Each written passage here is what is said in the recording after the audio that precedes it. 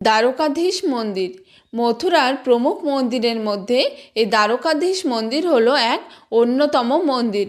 ভগবান কৃষ্ণের এক পরম ভক্ত গোয়ালিয়র রাজার কোষাধ্যক্ষ শেঠ গোকুলদাস পারিক 1814 সালে এই মন্দির নির্মাণ করেন। তিনি এই দ্বারকাধীশ বিগ্রহ পেয়েছিলেন।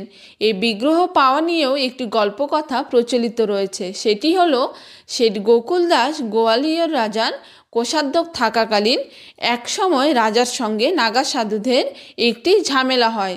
তখন রাজা গোকুলদাসকে গিয়ে ওই সমস্যার সমাধান করতে বলেন। এরপর ঝামেলা মিটিয়ে দিলে নাগা সাধু খুব খুশি হয়ে শেঠ গোকুলদাসকে কিছু ধন দিয়েছিলেন। সেই ধন নিয়ে ফিরে এসে রাজাকে সেই ধন দিতে চাইলে রাজা না করে দেন। তিনি বলেন, এই ধন সাধু সন্তদের ধন, এই সম্পত্তি তুমি ধর্মীয় কাজে ব্যয় করো। এরপর একদিন গোকুলদাস ভগবানের স্বপ্নাদেশ পেলেন। স্বপ্নাদেশে ভগবান বলছেন, আমাকে তুমি প্রকট করো ও সেবা পুজো করো।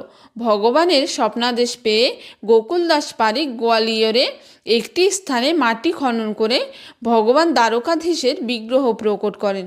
বিগ্রহ প্রকট করে বৃন্দাবনে পাগলা বাবা মন্দিরের সামনে একটি বাগানে এই দ্বারকাধীশ বিগ্রহটির সেবা পুজো চলছিল। ভগবান আবার স্বপ্নাদেশে শেঠ গোকুলদাসকে জানান তিনি মথুরায় যেতে চান। এরপর পরবর্তীতে শেঠ গোকুলদাস মথুরায় এই স্থানটি ক্রয় করেন। এই স্থানটি ক্রয় করে এই ভব্য মন্দিরটি নির্মাণ করেন। মন্দিরের নির্মাণ কার্য সম্পূর্ণ হয়ে গেলে বৃন্দাবনের পাগলা বাবা মন্দিরের বাগান থেকে ভগবান দ্বারকাধীশকে মথুরার এই মন্দিরে নিয়ে আসা হয় এবং এখানে সেবা পুজো চলতে থাকে।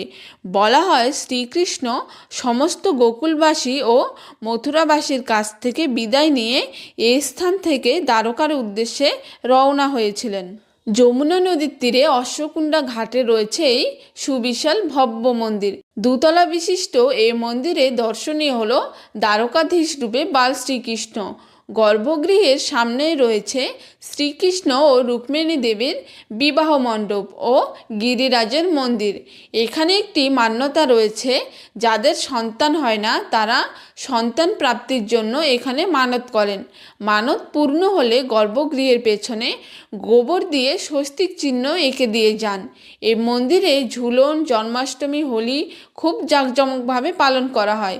এছাড়াও এই মন্দিরের বিশেষ আকর্ষণ হলো মন্দিরের চিত্রকলা, কারুকার্য ও রং বেরঙের পেন্টিং। কংসের